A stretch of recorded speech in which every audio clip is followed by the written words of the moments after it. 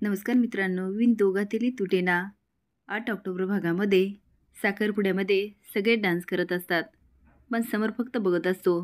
आता आदिरा जाते आणि म्हणते, पिंट्या दादा. ती आता त्याच्यासोबत डान्स करायला लागते आणि पिंट्या पण बारीक डान्स करत असतो. प्रतीक स्वानंदीला पकडतो आणि डान्स करायला लागतो, पण तो असं काही विचित्र डान्स करत असतो की रोहनचं लक्ष असतं. तेवढ्यात प्रतीक डान्स करता करता स्वानंदीला जोरात ढकलतो. आता स्वानंदी जाते आणि समरला धडकते. ती पडणार तर समर तिला सावरतो आणि विचारतो, स्वानंदी मॅडम, तुम्हाला लागलं नाही ना?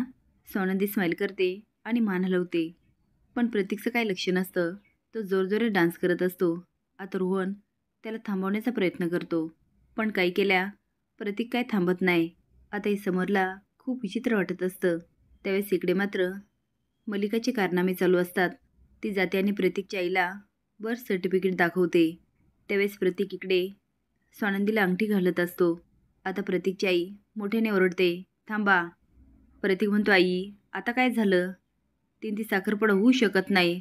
तो का होऊ शकत नाही?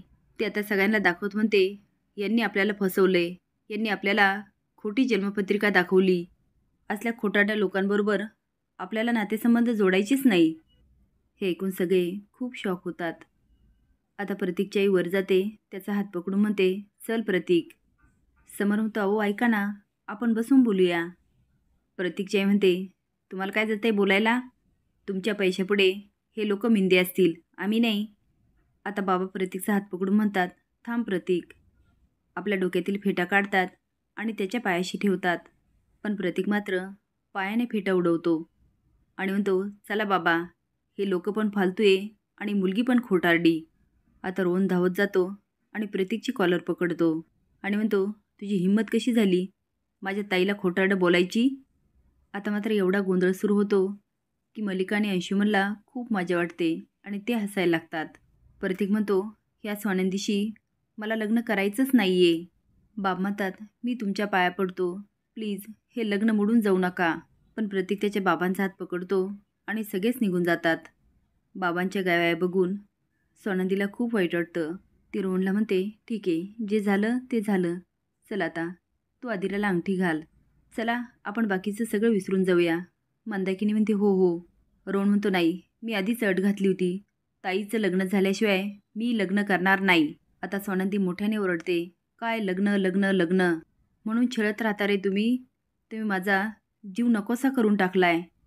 अरे थांबा ना, मला ठरू दे ना माझ्याबद्दल. आपल्या बाबांचा किती अपमान केला त्यांनी. ह्या अपमानापेक्षा फार मोठा निर्णय आहे का हा? आता मात्र समरला खूप वाईट वाटतं आणि तो शॉक होऊन स्वानंदीकडे बघत असतो. नकळत स्वानंदीने सगळ्यांचे डोळे उघडलेले असतात, पण तरी पण रोहन काय ऐकायला तयार नसतो. आता रोहनचा हट्ट समर आणि स्वानंदीला एकत्र आणणार का हे बघण्यासाठी लाईक आणि सबस्क्राईब करा. धन्यवाद.